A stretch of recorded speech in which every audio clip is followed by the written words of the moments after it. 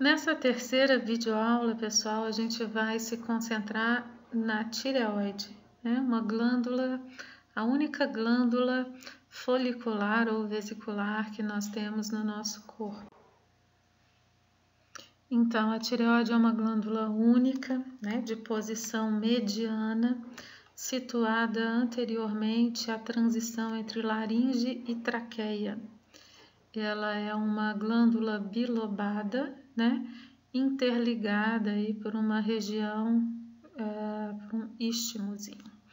Então, ela é revestida por uma cápsula de tecido conjuntivo e qualquer que seja o plano de corte que a gente faça em qualquer de uma dessas regiões anatômicas da tireoide, nossa visão vai ser sempre a mesma, visão que a gente vai ver no próximo slide, né? Um conjunto de folículos epiteliais que armazenam o precursor dos hormônios tireoidianos. Quais hormônios? A tiroxina, T4, e a triodotironina, T3. Entre os folículos tireoidianos, nós vamos encontrar um tipo celular derivado de crista neural. São as células parafoliculares secretoras de calcitonina.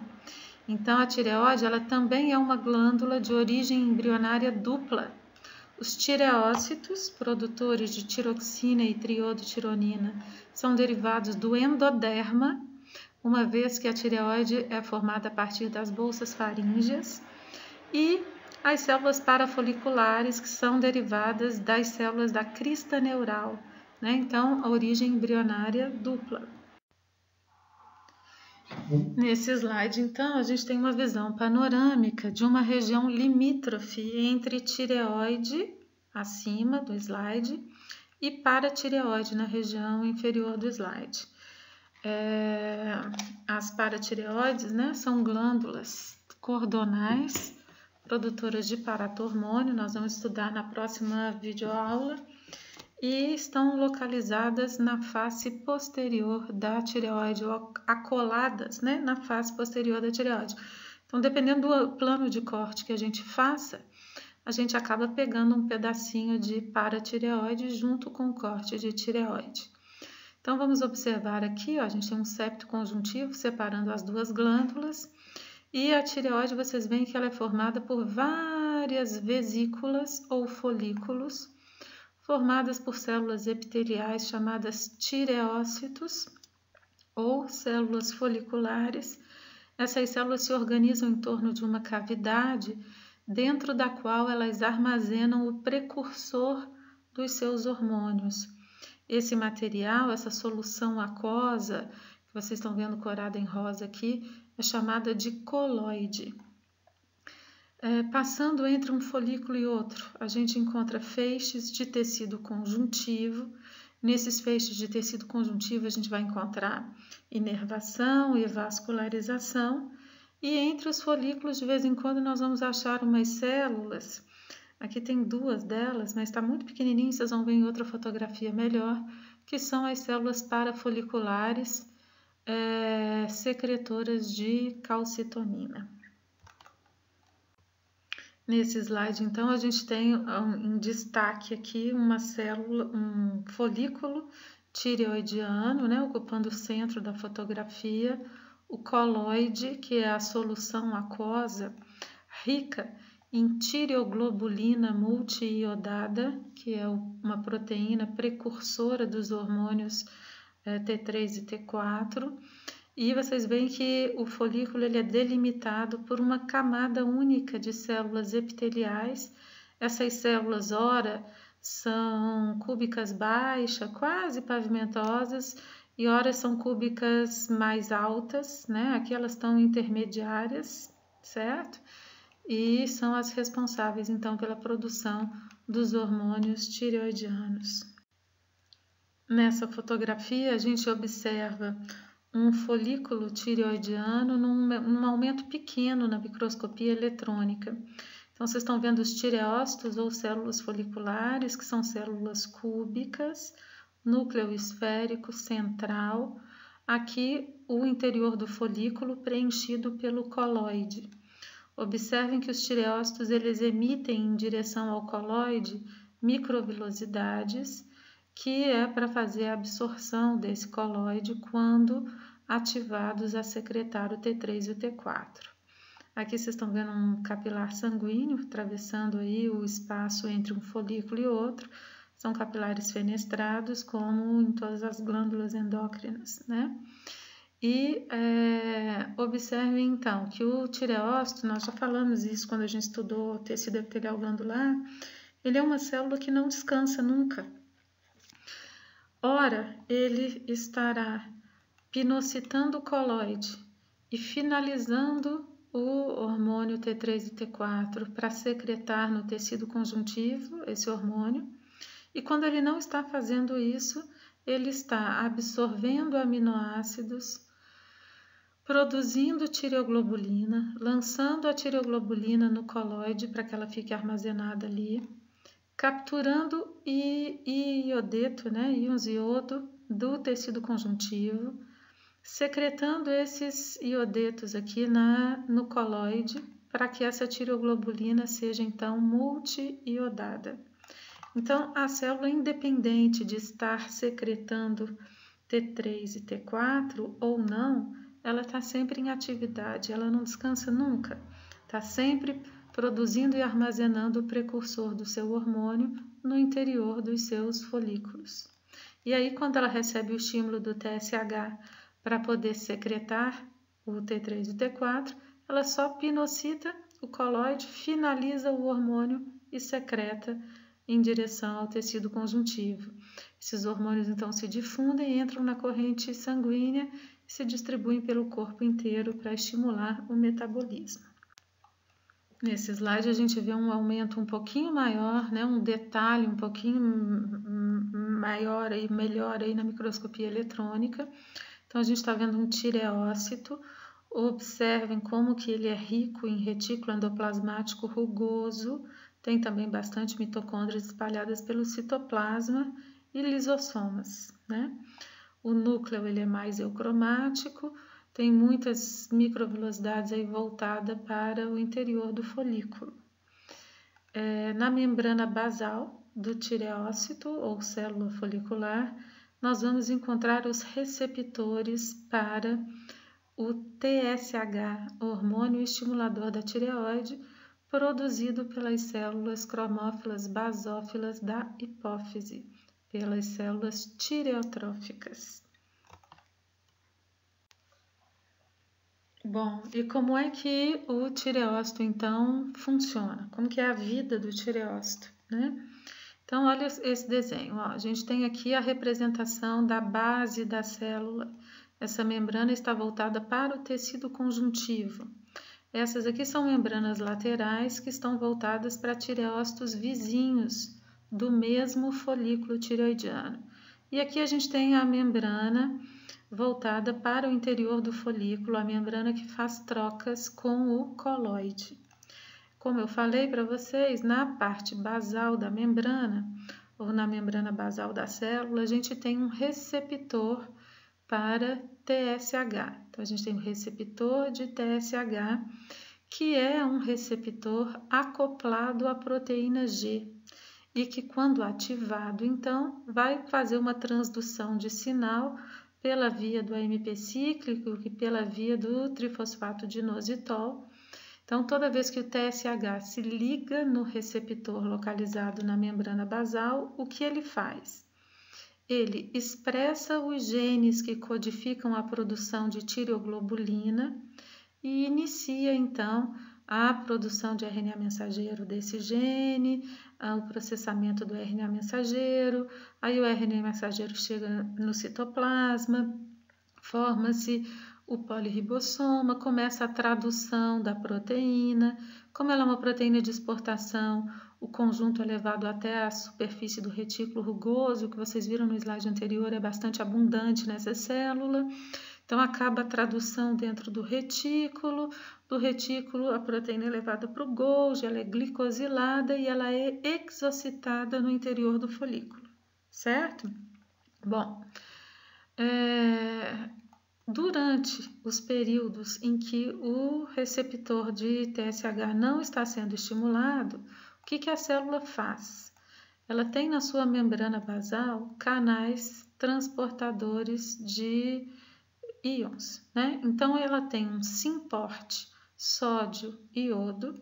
Então, ela transporta sódio e iodo no mesmo sentido, ou seja, do conjuntivo para o citoplasma.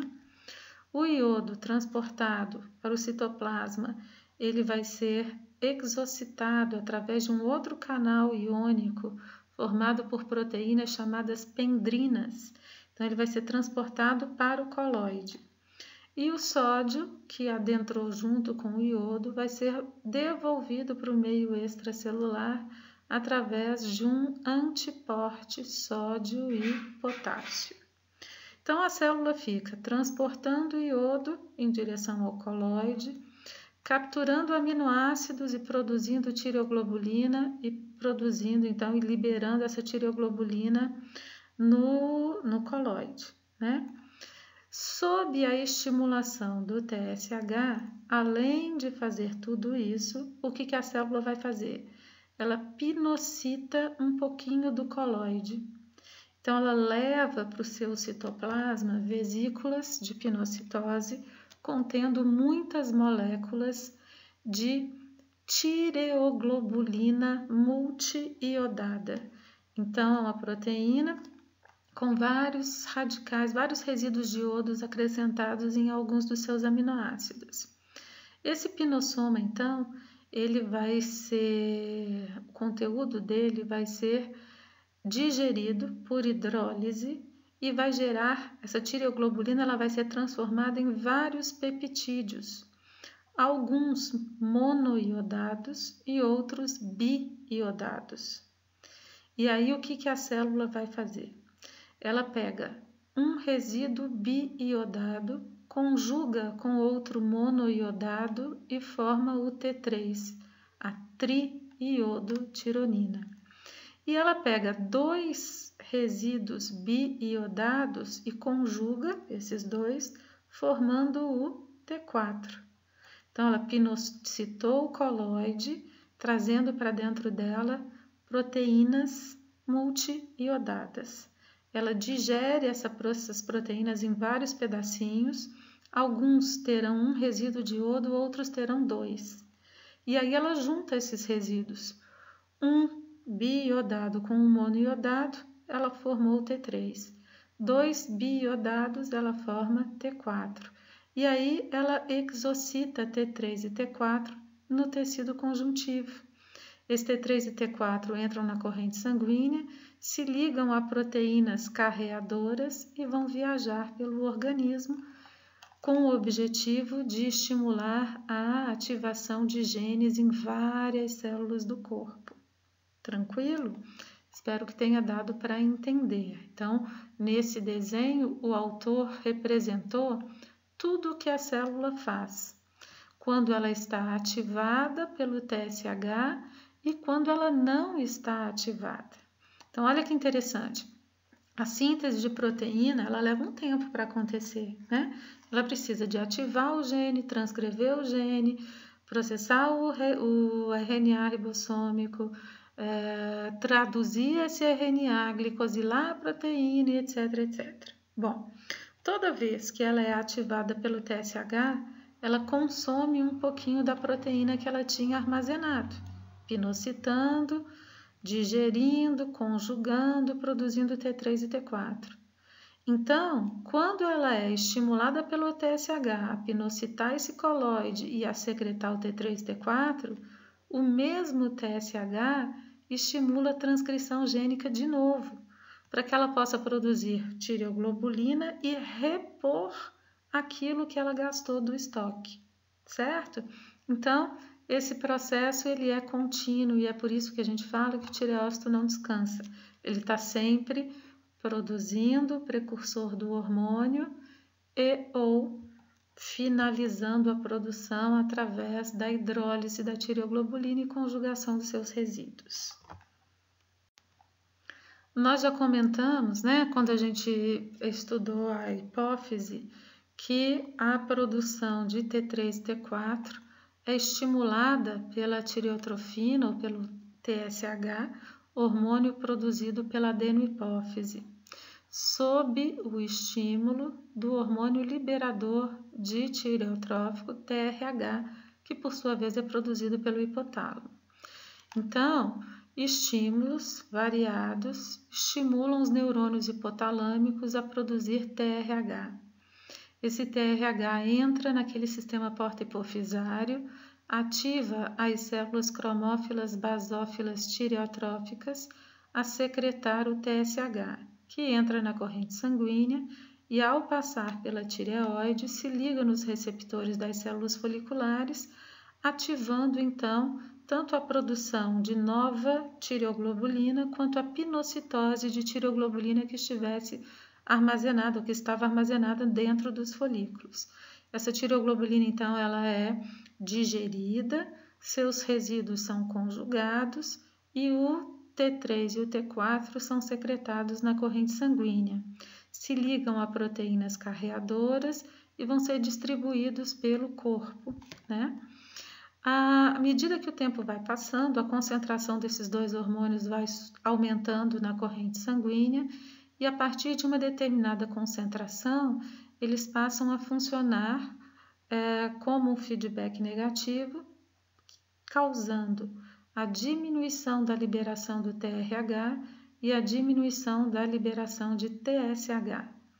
A tireoide, então, na ausência do TSH, para de secretar T3 e T4, e a gente já sabe, continua produzindo tireoglobulinas e transportando iodo para dentro do folículo, né? E com o tempo, aquela concentração alta de T3 e T4 vai começar a diminuir. Diminuindo, o efeito negativo do feedback deixa de existir e o processo se reinicia. Então, ao longo do dia, teremos vários picos de liberação de T3 e T4 controlados aí pela própria concentração do hormônio, né? Controlado por feedback negativo. Bom, e quais são as funções desses hormônios, né? O que o T3 e o T4 fazem? Eles são hormônios estimuladores de transcrição gênica, são estimuladores de metabolismo. Então, eles aumentam o metabolismo de carboidratos, aumentam a captação de glicose pelas células do corpo, aumentam a glicólise para a produção de energia, estimulam a gliconeogênese e, consequentemente, estimulam a liberação de insulina, né? Para ter captação de glicose e tal. Outra coisa que eles fazem é estimular os hepatócitos a transportar colesterol para a bile, né, para o canal biliar. Então, diminui o colesterol plasmático e aumenta o colesterol na bile e, consequentemente, nas fezes.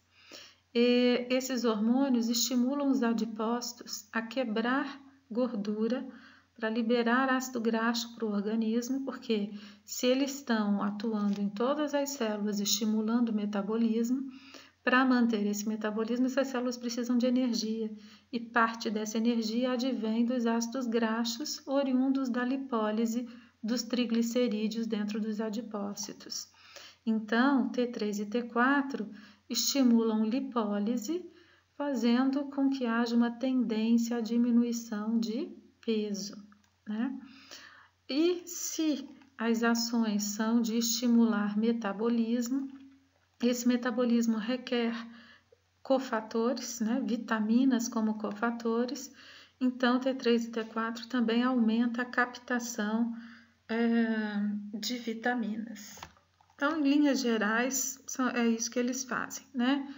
Aumentam o metabolismo, aumentam a transcrição gênica em todas as células e, para garantir esse aumento de metabolismo, precisa influenciar fortemente o metabolismo de açúcares e gorduras, né? Especialmente para que haja energia suficiente para a sustentação do metabolismo celular. Bom, e qual a diferença entre esses dois hormônios, entre essas duas formas de hormônios tireoidianos? Então, aqui à esquerda eu coloquei a formulazinha para vocês compararem a título de ilustração apenas, né? Que vocês estão vendo a molécula triiodada e aqui a molécula tetraiodada. Então, aqui é a diferença molecular e aqui é a diferença funcional. Então, olha só, de todo o hormônio tireoidiano secretado na corrente sanguínea, apenas 10% é secretado na forma de triiodotironina. A maior parte é secretado na forma de tiroxina ou tetraiodotironina, 90%. Vocês lembram que a gente comentou que esses hormônios eles vão viajar na corrente sanguínea ligadas a proteínas carreadoras. A triiodotironina ela tem menor afinidade pela proteína carreadora. Logo, ela se desliga da proteína plasmática com mais rapidez, ficando apta a atravessar a membrana das células do corpo e fazer o efeito de estimulação de transcrição. Já a tetraiodotironina, ela tem maior afinidade pela proteína carreadora, então ela vai levar mais tempo para se desligar dessa proteína e ficar disponível para as células do corpo. De modo que a tetraiodotironina, ela funciona como uma espécie de reserva de hormônio estimulador de metabolismo para ser usado nos intervalos entre um pico de ativação de TSH e outro, certo? Então, ela tem menor concentração intracelular do que a triiodotironina, porque ela demora mais para ficar disponível para as células do corpo, ok? E aqui essa questão de maior efeito orgânico é em termos de velocidade de atuação. Os efeitos são os mesmos, porém a disponibilidade da triiodotironina ela é mais rápida do que a da tetraiodotironina. Então, um atua nas células rapidamente, em curto período de tempo, e o outro vai se desligando da proteína carreadora e vai fazendo o efeito a médio prazo. Bom, vários motivos podem causar disfunção na tireoide. E a disfunção da tireoide é uma patologia, né? Ou as disfunções da tireoide são patologias muito frequentes na população.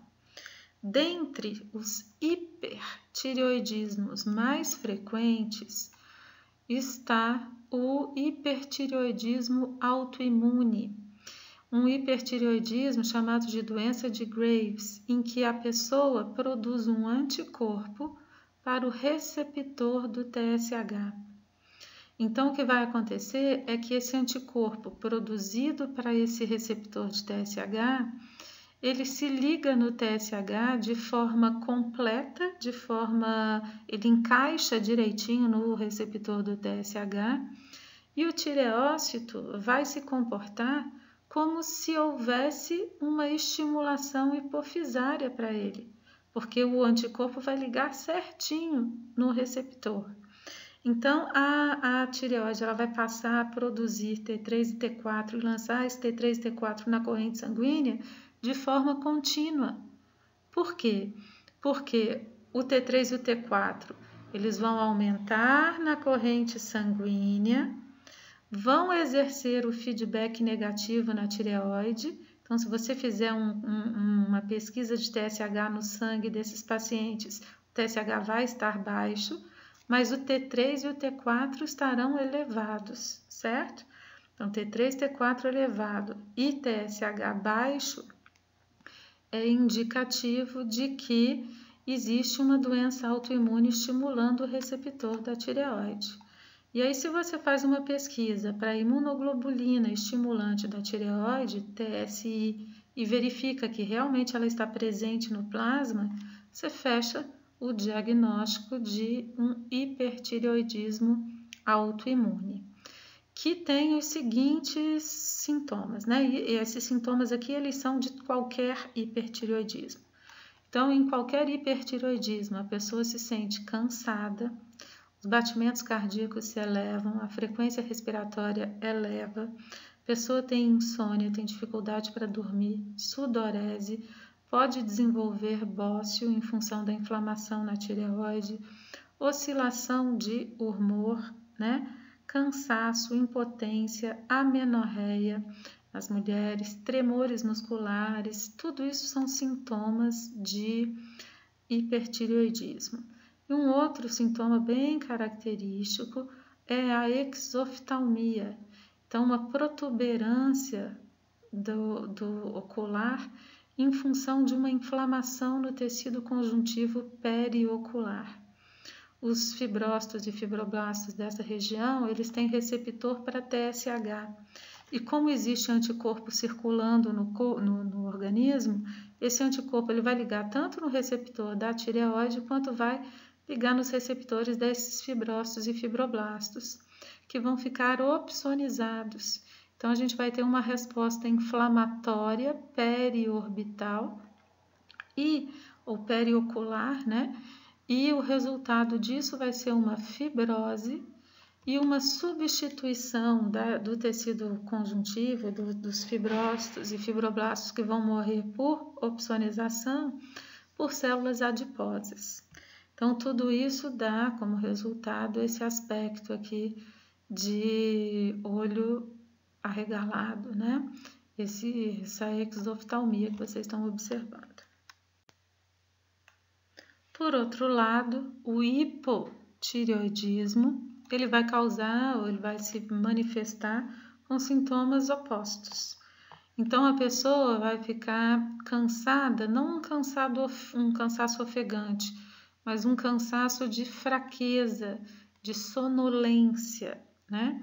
A pessoa vai apresentar fraqueza muscular, a frequência cardíaca vai ser mais baixa, a pessoa vai ter dificuldade de raciocínio, lentidão mental, dificuldade de concentração.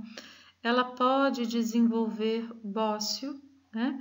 E esse bócio, ele não vai ser propriamente, também um pouco pela inflamação, se for uma doença, um hipotireoidismo autoimune, chamado de doença de Hashimoto. Mas esse bócio, ele também vai se desenvolver por acúmulo de coloide. Então, como a pessoa está produzindo menos T3 e T4, a tendência é os folículos se tornarem maiores, né? E se for um hipotireoidismo autoimune, chamado doença de Hashimoto, o que vai acontecer é que ela vai produzir anticorpos para a tireoglobulina. E ela vai, então, além de secretar menos hormônios, ela vai ter um processo inflamatório também nos tecidos tireoidianos. Bom, aqui nesse slide a gente está observando de novo um corte de tireoide. Estamos vendo aqui alguns folículos tireoidianos e o tecido conjuntivo passando aqui entre um folículo e outro. Reparem que entre os folículos, de vez em quando, a gente encontra células que têm um aspecto cúbico também, mas que são células maiores do que os tireócitos, que têm um núcleo esférico também, porém maior e mais claro do que o núcleo dos tireócitos. E quando a gente observa em volta do núcleo dessas células que ficam entre os folículos, a gente consegue observar uma boa quantidade de citoplasma corado em rosa clarinho pela eosina.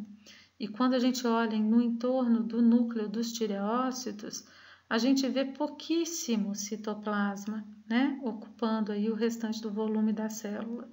Então, essas células maiores, localizadas entre os folículos, que tem essa grande quantidade de citoplasma em torno do núcleo, que é grande e claro, são as células parafoliculares, secretoras de calcitonina. Como a gente já comentou, essas células são derivadas das células da crista neural que migram e se infiltram na tireoide em formação. Então, o objetivo das células C da tireoide ou células parafoliculares é diminuir a calcemia.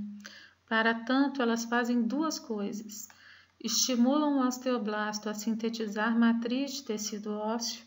Em seguida, eles vão mineralizar essa matriz, então eles vão tirar cálcio da corrente sanguínea para poder fazer isso, né? do fluido intersticial e, por sua vez, tira da corrente sanguínea. E outro mecanismo de ação é inibir a reabsorção óssea.